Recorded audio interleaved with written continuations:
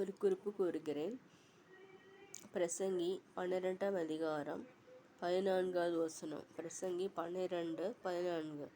ஒவ்வொரு கிரியையும் அந்தரங்கமான ஒவ்வொரு காரியத்தையும் நன்மையானாலும் தீமையானாலும் தேவன் நியாயத்திலே கொண்டு வருவார்.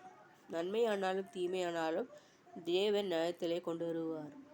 நாம் செய்கிற காரியங்கள் எதுவாக இருந்தாலும் நன்மையானாலும் தீமையானாலும் கர்த்தர் அது நியாயத்திலே கொண்டு வருவார். நாம் ஜாக்கிரதையோடு இருப்போமாக.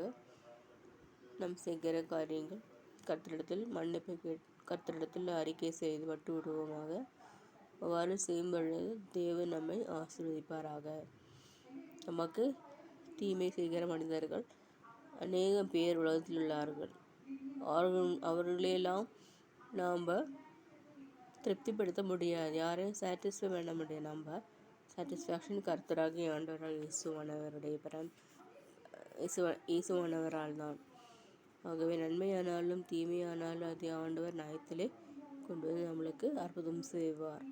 ஆகவே நியாயத்திலே கொண்டு வருவார். நன்மையானாலும் தீமையானாலும் ஒவ்வொரு கிரியையும் அந்தரங்கமான ஒவ்வொரு காரியத்தையும் நன்மையானாலும் தீமையானாலும் தேவ நியாயத்திலே கொண்டு வருவார்.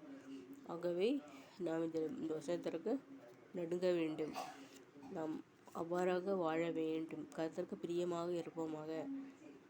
நாம் மீறுதல்களை எல்லாம் கர்த்தர் இயேசுவானவர் மன்னிக்கிற தேவன், அவர் மன்னிப்பார்.